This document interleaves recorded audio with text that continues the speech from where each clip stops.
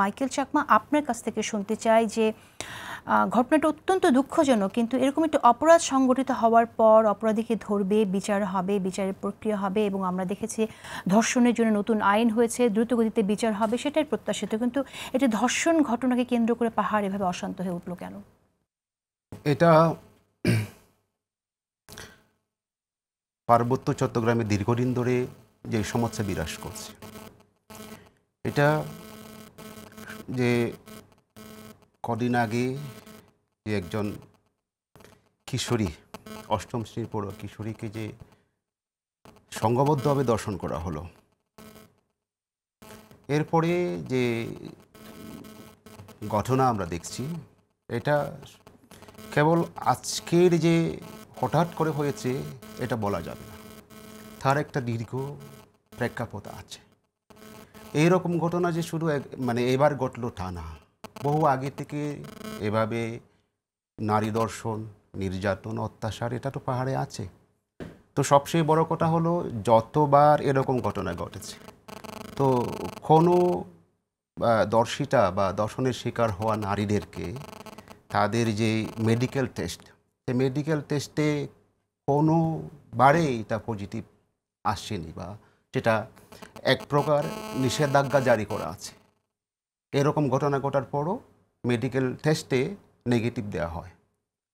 তো বিচার তো হয় না, যে এরকম অভিযোগ থাকলেও কোনো সময় কোনো অপরাধীকে গ্রেপ্তার করা হয়, কিন্তু বিচারটা প্রপারলি হয় না, এবং অনেক সময় দেখা যায় ম্যাক্সিমামটা হয় না। ফলে মানুষের মধ্যে একটা, স্থানীয়দের মধ্যে একটা ক্ষোভ আছে, বঞ্চন মানে ক্ষোভ আছে দীর্ঘদিন ধরে, এটা মানে পুঞ্জীভূত একটা ক্ষোভ আছে।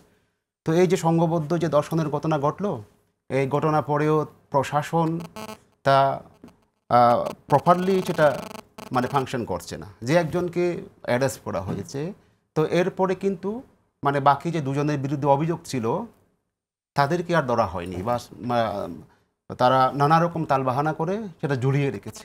বলা হচ্ছে যে মেডিকেলে প্রমাণিত হয় নাই এখনো পর্যন্ত কারা অপরাধী, অভিযোগ পেলে যে আমাদের ধরতে হবে এমন তো না।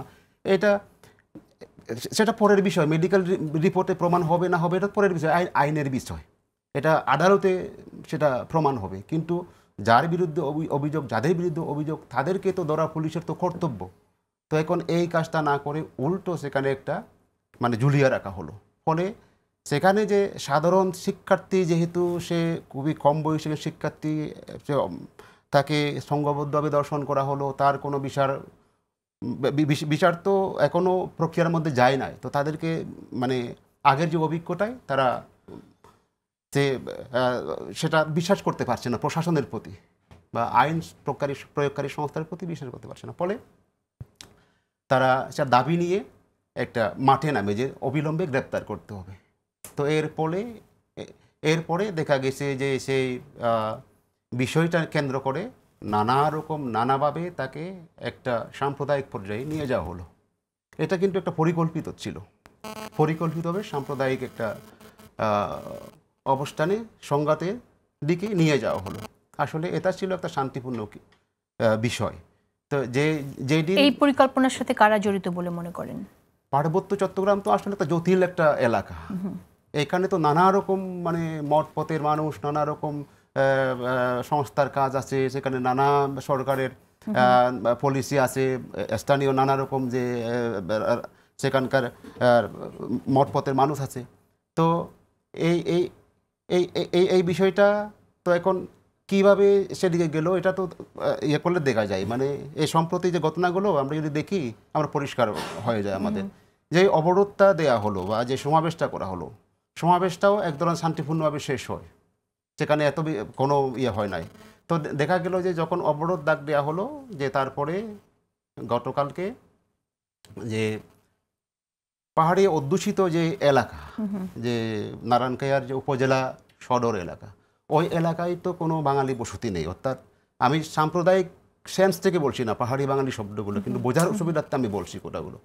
ওই এলাকায়, উপজেলা এলাকায় কোনো বাঙালি বসতি নেই, তার থেকে আরও দূরে আছে। কিন্তু সেখানে একদল বাঙালি যুবক, যাদেরকে সেটলার বলা হয়, তারা গিয়ে সেখানে একটা হামলার পরিস্থিতি সৃষ্টি করলো।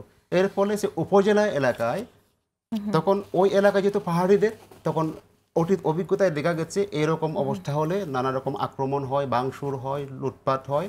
তো পাহাড়িরা তাদের যান মাল বাড়িঘর ব্যবসা রক্ষার জন্য তারাও কিন্তু একটা প্রতিরোধের ব্যবস্থা তারা করেছিল।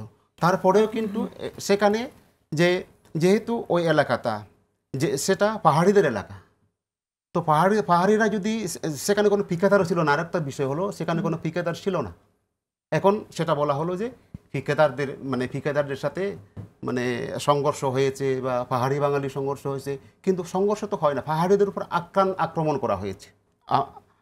আমি যেটা বলে শেষ করব সেটা হলো যে সেখানে তো শেষ হলে পারতো, ওইটা কিন্তু সেখানে দেখা গেল যে ওই জামালার পরে ওই যখন সেটলার বাঙালিরা হামলা করতে গেল, যখন প্রতিরোধ করার চেষ্টা করছে, সেই মুহূর্তে 144 জারি করে সেখানে সেনাবাহিনী পুলিশ গেল। পুলিশ সেনাবাহিনী যখন যারা পাহাড়ি তাদেরকে যখন বুঝালো যে ব্যাপারটা এরকম, তারা শান্ত হয়ে যার যার অবস্থানে তারা বসে পড়লো বা থাকলো বা কেউ কেউ চলে গেল। কিন্তু দেখা গেল যে যারা আক্রমণ করতে আসলো তারা ওখান থেকে চলে গিয়ে আবার 144 চলাকালীন সময় মহাজন পাড়ায় তারা আক্রমণ করে বসলো। একটা ভিডিওতে পরিষ্কার বলা আছে যে ওরা নাম ধরে ধরে বলতেছে আমরা যাই এখন মহাজন পাড়া আক্রমণ করি।